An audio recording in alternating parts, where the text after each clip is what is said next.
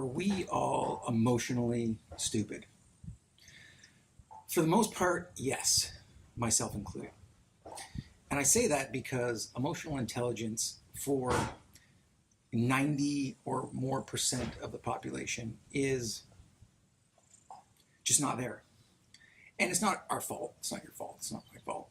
We are just not trained, for the most part, in the proper understanding, the proper functioning and facilitation of our deeper emotional states, and they interfere with our ability to be our best and actually to achieve a level of happiness in the world. And so, why do I say that? What does that look like? And what can we do about it? And that's what the topic of this video is.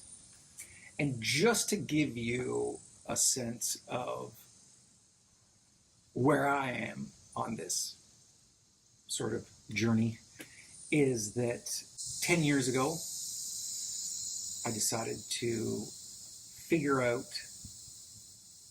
myself and the why of what was causing me misery in my life, and at the same time where I could find a level of happiness and satisfaction and fulfillment. That's when I started this sort of journey, and I didn't even realize that it was going to lead me to realizing that I was emotionally stupid and lead me to gaining and working on my own emotional intelligence. And so for me, I started out with a course that I took that was, it was a workshop. It was 3 months.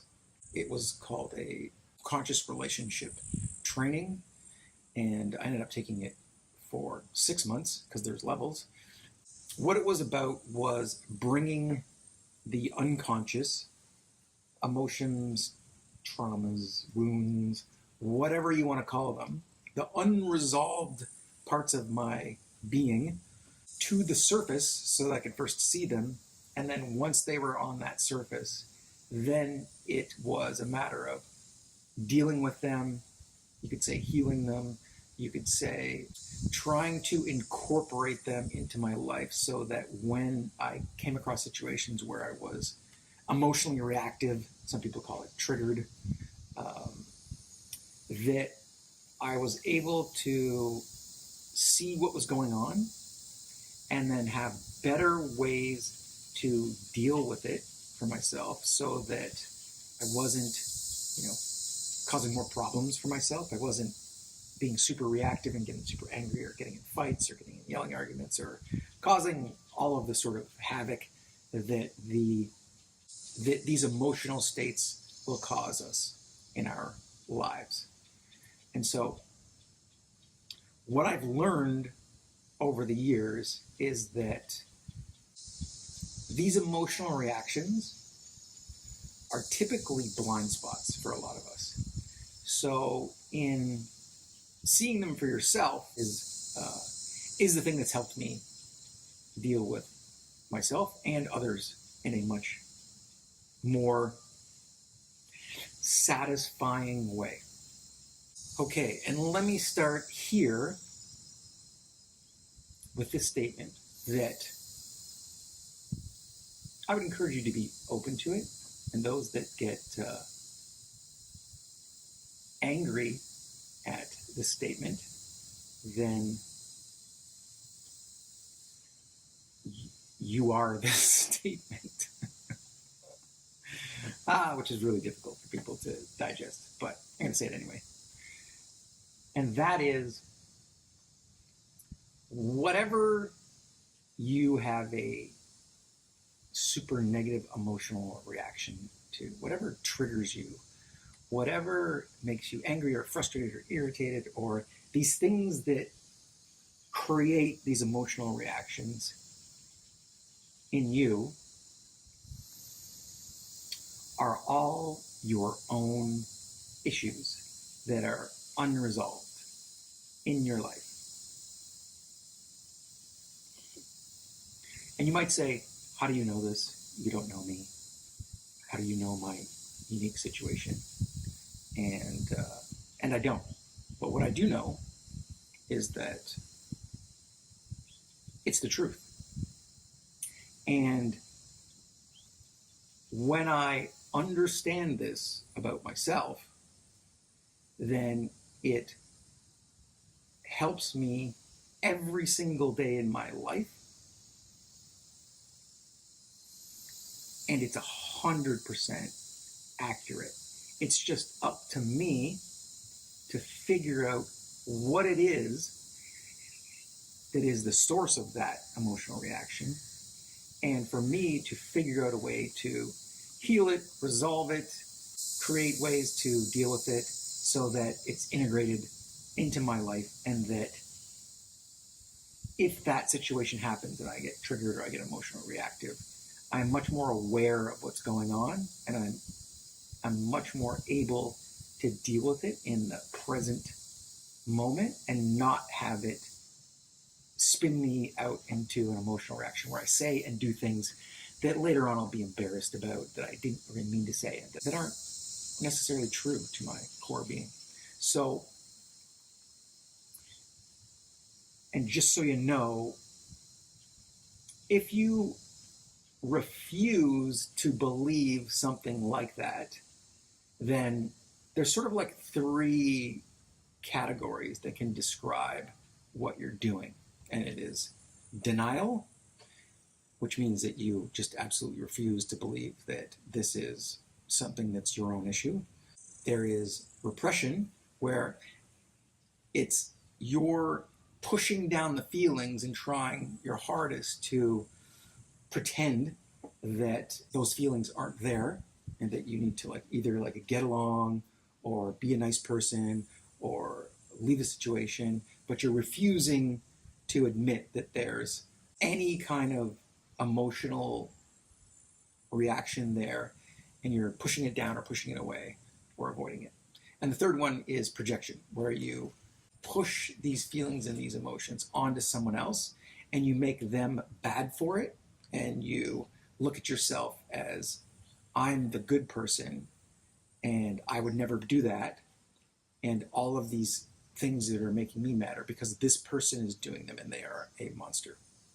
So for me, after 10 years of doing this, I've come to realize that I have certain triggers and emotional reactions, and I've been able to source them to where they stemmed from, and sort of brought them out of the unconscious to the surface.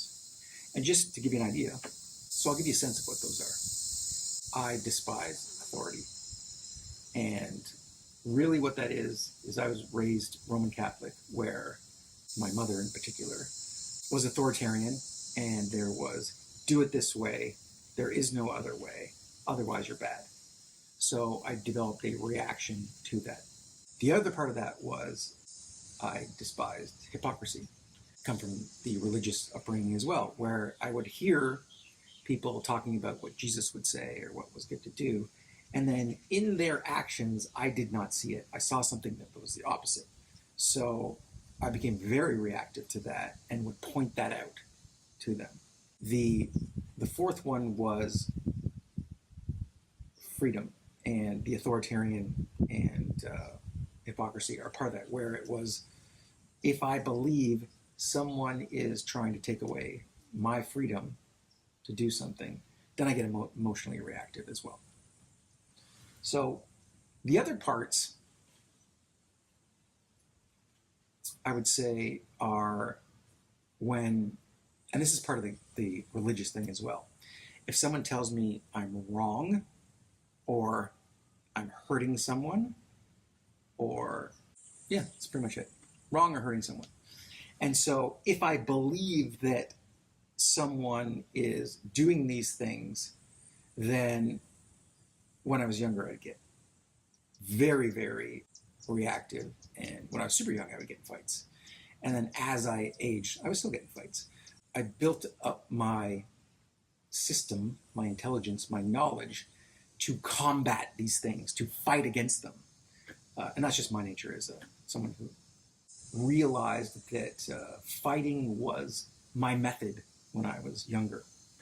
But, your method could be fight, flight, or freeze. And so those are three emotional responses to situations that you believe, or that situations that bring out an emotional response in you. So if someone's yelling at you, it's a matter of like, okay, what do you do? If someone is telling you stupid, what do you do? If someone's telling you what to do, what do you do?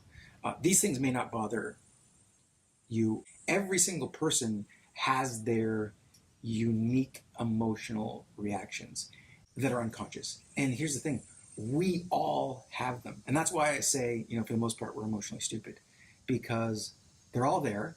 Some of us suppress them, some of us deny them, some of us just project them. And some of us, a very small amount, pull them out, make them conscious, and are able to deal with them on a day-to-day basis without them harming our lives or creating some form of stress that's bad for us in our lives. So the question is, which one are you? And really, that's it. And if you believe that you have it all under control, I would say, that's great. And I would say, look at situations where you get into the mode of fight, flight, or freeze, or that you have these emotional reactions, or you're trying to bury them, and really kind of take a good look at what's going on there. And you might be surprised at what you find out. And so the next question is, how do you figure out how to work with these emotional responses, these emotional reactions that are not helping your life? And obviously the first one is to be aware of them, is to think about those times when you've been in these situations and you've had these emotional responses, and sort of write them down. And then from there, what you want to do is ask yourself, okay, can you remember when the first time this happened, or does it seem like this has happened before in the past? And the best time to do this is by yourself, where everything's quiet and you get to kind of sit and reflect on your emotions and sort of bring up that emotion and think, okay, where have I felt this before? Was this something in my childhood? And typically, for the most part, it's something in your childhood. I mean, if traumatic stuff has happened to you if your teens or your adulthood, then those are definitely the real areas to look at. So anything kind of traumatic is probably a first indication that you might have an unresolved emotional issue that you need to take a look at and figure out how to deal with. And so once you figure out these situations where you get these emotional reactions, you can ask yourself, was my reaction true to what was going on? Was I in danger? Was there something going on that required this level of emotional reactiveness or not? Or was I just placing it onto the situation? And typically, that's what we do. Projection is a big one for a lot of us. And I still do this today. And so I have to be very aware of situations that bring up this sort of emotional reaction and really see it for what it is. So then you might be asking yourself as well, what do I do in a situation where I become emotionally reactive and I've just kind of lost it? Or you're in this stressed out mode and you become aware of it, which is really, really good. That's the first awesome part of it. And so what I've learned to do is train my brain to do things like, the first one is, don't respond immediately. Take a few seconds, minutes, and take in a deep breath, 3 deep breaths, in fact, is what I do. So it calms my system so that I can get back a little bit of the, logic and a little bit of the presence of what's going on in the situation. And I don't get taken by the emotion into some kind of world where I'm like freaking out and reacting. And then if that doesn't work, then it's a matter of, okay, how do I change this situation? And it could be just verbalizing. It could be saying, you know what, I'm getting angry right now. I think I need to take a break, and then we'll come back at this. And then I go physically remove myself from the situation, or I come back at it. Or I say, I'm getting really angry right now. Let's change the topic. Or if I'm super aware, I'll be like, I'm getting really angry right now.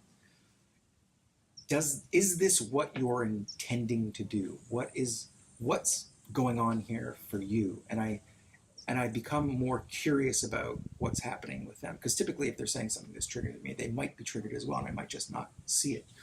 So it's going, okay, what's going on here for you? And being curious to what's happening with their state of mind, their emotions, so that if the conversation or if the situation is getting heated, I can sort of help mellow it out and help them tap into something without being like a psychologist, and just make us both aware of what might be going on here and whether or not we both need to like slow down, take a break, and sort of like move into a different area and come back at it. Or maybe just get, a few seconds just to realize where we're at.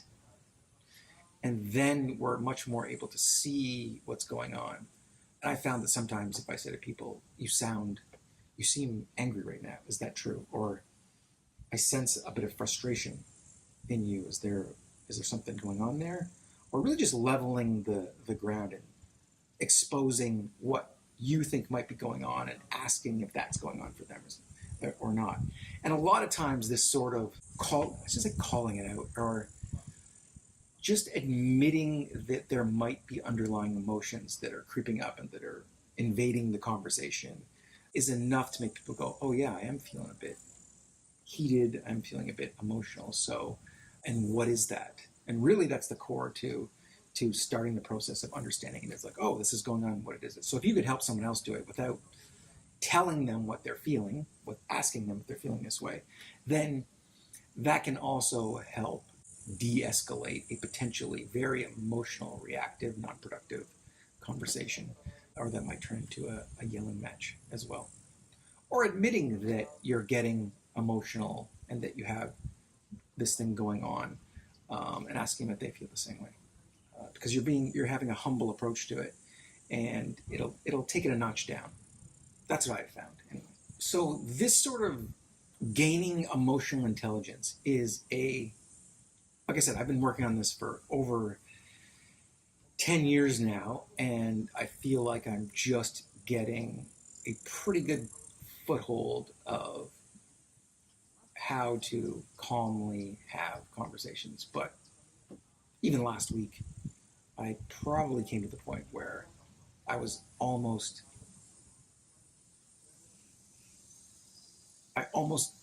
lost it and didn't see how I was getting angry based on my triggers. And so that's 10 years. But it happens, and that's part of the process. It's going to take the rest of my life. But I've become very much more aware of it. And afterward, I'm able to take a look at it, maybe write things down and go, okay, how can I not necessarily avoid this, but how can I deal with the situation a little bit better next time? And what are some ways to do that? And really coming up with very simple practices to alert me to what's going on and to avoid going into the crazy emotional reactive state. And there could be other ways to do that, which is like a lot of it's like good exercise, relieving a lot of the tension that might be occurring in your life. Because a lot of times you'll just be caught off guard. You're stressed, you're doing this, you're running around, and all of a sudden someone says something, and you're like, ah! And that's when it gets you the most. But if you have like journaling practices, if you start doing a little bit of meditation and seeing how your mind's doing that, all these things are going to help you be more calm and address them when it comes to these situations and be able to see sort of the real picture that's going on. And so having said that, as you can tell, there's probably a million different ways to help address that. But the biggest thing is just understanding that that's the case. And if there's any takeaway from this at all, it is the fact that whatever you get emotionally reactive to is attached to some kind of emotional issue that you have not resolved within yourself.